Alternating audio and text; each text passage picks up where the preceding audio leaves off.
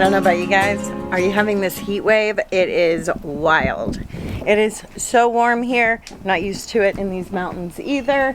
I am going to go check on the chickens and just put eyes on everything in the garden because it's rough in this heat, and just see what we need to harvest. Absolutely need to harvest. And I know we have parsley that needs to be harvested, and I want to eat some parsley. So we're either going to make tabbouleh or a Mediterranean type pasta salad. All right, let's go check on the chickens. So a couple of things unfolding with the chickens. These are my silkies, my cochin, and my frizzles. They're so adorable, but they're so tiny still. And I went and got 3 red stars because they lay the most amazing eggs. I have a temporary fence up. It's very janky, but it keeps them safe. I even have netting over the top because of the hawks. They need full protection. In the fall, when it cools off, we're gonna put in a really nice permanent fence that'll look better, and it's gonna kind of creep into the garden. Like the gate's gonna be here, somewhere over here, and extend all the way out there. And eventually I'm going to add the red stars in with them once they're full grown. But I put them in yesterday, and the red stars are a little bit aggressive and they're too tiny to take, you know, it's called a pecking order. It's normal, but they're too tiny to take that kind of pecking. So these are the red stars, and they seemed happy in here. I tried to get them out earlier and they didn't want to come out. This is just an old quail coop that we had. It's actually plenty of space for them. A lot of poison ivy in there, so I'm letting them eat that down. I'll let them stay in there probably about a month until these babies get bigger. I know there's a couple of roosters in here too, and that will help. Some of these are just so tiny that when they were getting pecked out yesterday, I was like, we're gonna like lose an eye or something at this stage. So the reason I got the red stars, they lay 320 eggs a year. They're amazing. Usually their temperament is one of my favorite. They're social, they're gentle, easy, and then they lay amazing. They have not, these are a little bit older than I like to get them. They're pullets, but these are probably already laying by now. Usually they're a little bit younger, and I have to wait about a month to get them laying. And so they came in a little more aggressive than I like, but I think that, but it'll calm down once they get used to me, once they feel like they have their own space, and they may stay in that coop indefinitely. I am gonna add fencing, so I could extend the fencing to that coop, and that can be their nighttime coop, and just separate them a little bit that way, but they share a run. We'll see. All right, it is so hot. Let's go see what we need to harvest. This is about managing food so you don't lose it and you get it at the peak. I also added water to all my tanks and never added nutrients because it's so hot. They're gonna blast through this water. Let's take a look. Yeah, they've already gone through half a tank. So tonight when it cools off, I will come out, top it all off, and give them all nutrients. Everything's looking good. Cucumbers, peas. These peas will be done by the end of the week. They're going to be done. They cannot tolerate this heat. But they're still putting off a ton of food right now. So I'm just going to let it go until this weekend. All right, the things I'm thinking we absolutely need. First off, some of the parsley, not doing so well. I think this is some from the cocoa cores that I mentioned. The ones that were in cocoa core, I've had several of those just piddle out, where usually that doesn't happen with parsley. It'll just keep blooming and blooming.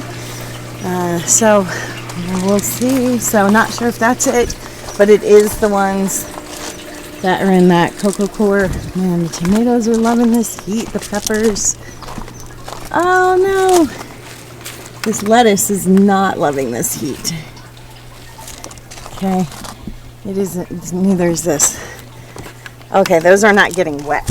This whole side, let's see what's going on here. All right, so perfect example. That tank is empty, just filled it up. They'll go through a ton of water on these like mega heat strikes. So the trick is fill them up once or twice, let them just suck up plain water, and then add your nutrients, and you won't go through as many nutrients. It does not cause them any harm. It's not going to throw things off if you do a tank or two with just water. That lettuce will pop back. I'll probably lose some of the leaves, but I think I'll let that pop back. And I'm going to put those baby collards that are wilting, I'm going to cut those. And that lettuce, once they pop back, and put those on the table today or tomorrow. Whew, so warm, guys. Oh my gosh. We're not going to be able to be out here long. Let's just get what we got to get and move on. That cauliflower. Let's look at this cauliflower. It's ready. Cauliflower's ready. It's not trying to go to floret, but it's starting to separate. So that needs to come. This tower's struggling. I bet this one's out of water. These need water. Ah, heat wave, go away. Yep, that tank's empty.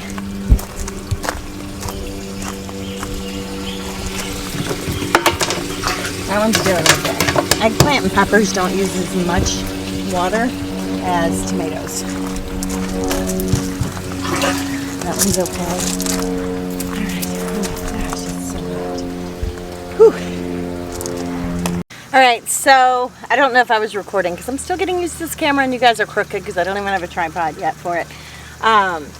This one, there's some stuff not getting any water. So you just want to check when it's this hot. Check your stuff. What happened here is the pump detached from the tower. So I need to fix that. Wish I would have done it. Should have done that before I put water in it, but I didn't. So all we're gonna do is lift.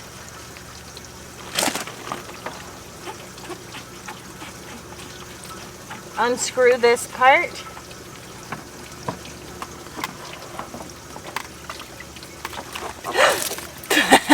The pump is running. We need to take out this little insert that's in here. And so I was saying earlier, in these hot days, if you don't want to run through so many nutrients, what you can do is fill up your tank, let it drink a whole tank of just water, and then add your nutrients after that when it's a little bit cooler. I've even done like 2 tanks of just water, and that works too. It just allows them to not get dehydrated, but keeps you from running through so many nutrients. They don't need that many nutrients. If they're sucking up that much water because of the heat, they don't need all those nutrients anyway. All right, there's a little piece in here, and you got to pull that out in order to... Oh. And make sure you're not just using the blue part like I just was. That was the problem. I'm not even going to use this blue part. This makes more sense. We're going to pop this through, put that plug in there, make sure it's all the way down and flush, and then pull this back up. And now we can thread it in.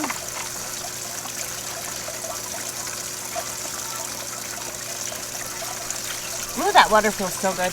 So cold. That's another trick too. When you add water in these heat waves, it's going to cool your plants off because the water's cold.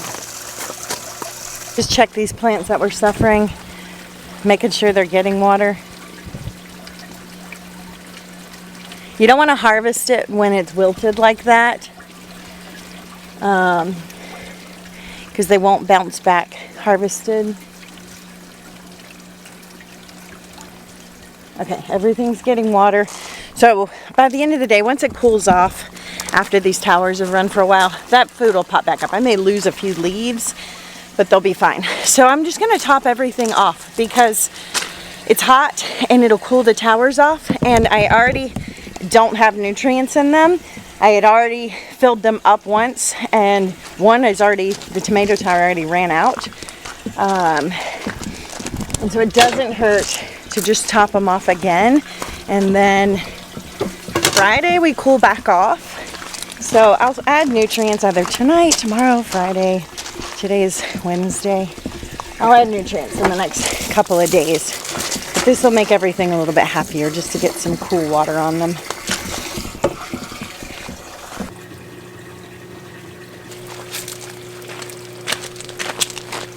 Alright, I will never do that cocoa core again. So this is what the root beds look like.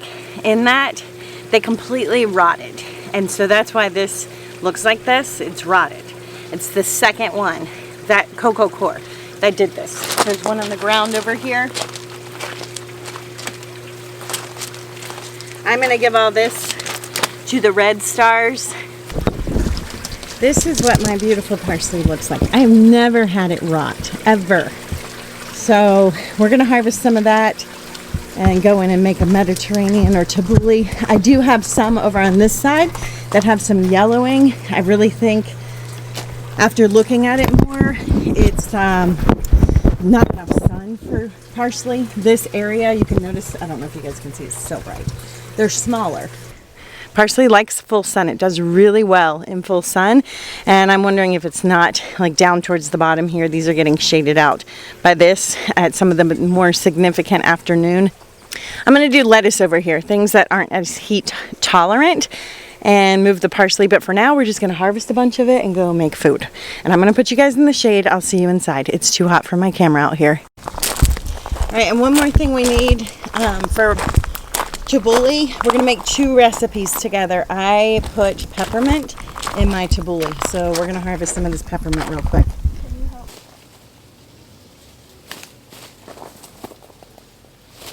Guys, it is so hot, and I'm not even in a hot part of the country like many of you.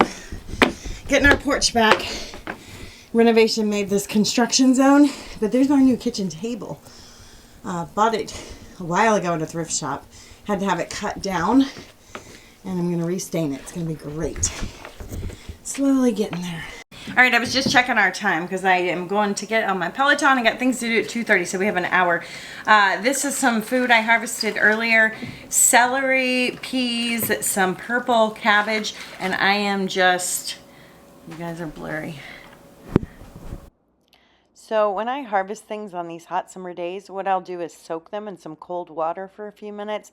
That rehydrates everything and just allows it to store properly. Otherwise, things can get super wilty very quickly. I actually chose not to wash any of the parsley. I just didn't want all that water because it holds on to so much water, and I needed these recipes to get done. And I know with geoengineering, we really want to wash our food, but I had actually washed these towers just the day before, and it hasn't rained recently, so just kind of went with dry parsley. What you're going to do is get all the greens off with the stems. I actually like to juice them. If I'm juicing, I'll just put them aside and throw those in the juicer. If not, they go to the compost bin or to the chickens. This is where I was getting the wheat bulgur cooking. You don't have to do cooked if you want to do fully raw. That works too. You just need to let it sit for at least 6 hours to soften, and it doesn't ever fully soften, so I've been cooking mine lately just to make it a little bit easier to eat, just a little bit softer when you eat that tabbouleh, a little bit more traditional as when it's cooked. But you can do raw as well if you want to stick with the raw. And then the trick with this is to do the fold and chop. So if you noticed a minute ago, I was taking the parsley and I kind of fold it over and chop it. You want everything chopped super small. Parsley is not a super easy green to chew, neither is peppermint. So making sure you get it super, super small chopped is going to make eating that tabbouleh just that much more enjoyable. I used some soft tomatoes. Those were from another farm, and lemon juice. And that's really all there is to this recipe. I'm still using the Bona Fortuna olive oil, one of my absolute favorites, just so rich in flavor and so clean. And the recipes I'm going to link below. I do have a downloadable PDF with both of these recipes if you'd like specific measurements. But I will tell you, every single time I just kind of wing it. I like about 50% peppermint to parsley, and then here I'm adding that wheat bulgur. And I put it over the top when it was still warm to wilt that parsley a little bit, which again will make it easier to chew. Okay, let's taste this. And I don't always cook my bulgur, but I've just been enjoying it softer. Wheat bulgur, if you're not familiar, it's just cracked wheat. So you can take whole wheat berries and throw them in the Vitamix and then sift out the flour. And that's cracked bulgur. Let's taste. All right, I don't have a tripod yet. I'm not used to this camera yet. And I don't have a stool to sit on, so we're just gonna bend over here. Let's taste this.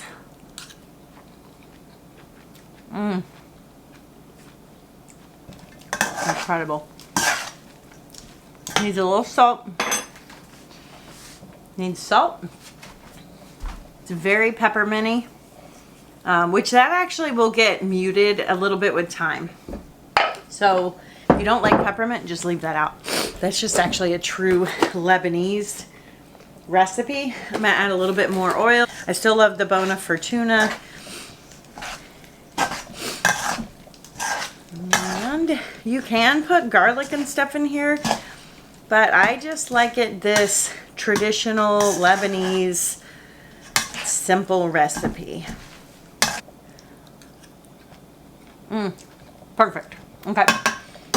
It's gonna be better as it sits because that peppermint will mute down. That peppermint pop will get muted. Everything will kind of blend. All those flavors will marry. So I'm going to cover this, leave it room temperature, and it'll be ready for dinner. So good. For the next recipe, I kept the water, same water. I'm going to toss in orzo pasta. We're going to do parsley, black olives, Kalamata olives, olive oil, lemon juice, cucumbers, and I don't know, we'll see what else. Orzo pasta is the base of that. Oh, I do have some fermented radish. We'll probably put fermented radish in that. And I feel like we need another green because these parsley are going to go quick in that. And I want to make a pretty big batch. So let me think about what greens we can go harvest. All right, we're just going to tidy up this section, move on to the next. I only have 30 minutes left to get this project done, and then I need to move on. So we should have just enough time. Also, one of the reasons I got those Red Star, and I didn't mention this before, Silkies are really good at eating a lot of greens. They do a great job if you clear out your garden or have weeds and you want to give them chop and drop stuff. They do not clean house of leftovers like dinner cooked foods as well. They tend to be more of a natural diet, where the Red Stars are like beast mode when it comes to getting rid of food scraps. And I really like having chickens. I like turning our food scraps into eggs. And so that's another reason I got the Red Stars, is because all this parsley and peppermint scraps behind you guys will go to the Silkies. All the dinner scraps go to those Red Stars, and they take care of business. All right, my orzo is from Azure, one of my favorite pastas. Orzo. This is I don't know, Azure brand.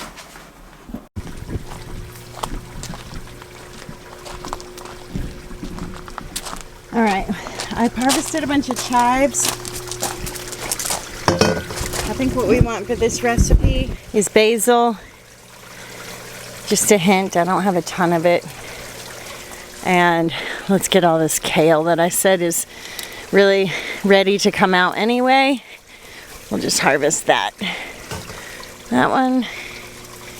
And these are in the baby greens extension. They're way big for the baby greens extension. Beautiful. Between the parsley, kale, and chives, That is going to be amazing. I got the chives out of here. There's my watercress. To keep watercress going, just take a little pinch, put it in rock wool, and put it right into the tower. And you need to do that like every 4 weeks. Watercress gets leggy and burns out. So it's best to do that every like 4 weeks if you want to keep it going. And then you never have to start seeds again. You can do that as long as you can keep your plants alive, depending on your weather. Okay, I've run out of time. I need to go do other things, so I'm going to finish this tonight. So I will put the recipes to both of these below. I will show you guys before we sign off what this pasta salad looks like at the end, the Mediterranean one. I have it in my free recipe book along with the tabbouleh salad, so I will link that below. You can download it, and it's really just, I kind of mix it up a little bit, but olive oil, lemon juice. I'm going to do the kale, parsley, and chives, orzo pasta, cucumbers because I have some cucumbers, and Kalamata olives. And I'm going to do fermented radish. If you do not like any of those stuff, just replace it with what you like. If you don't like olives but like feta cheese is really great in it for that umami kind of flavor.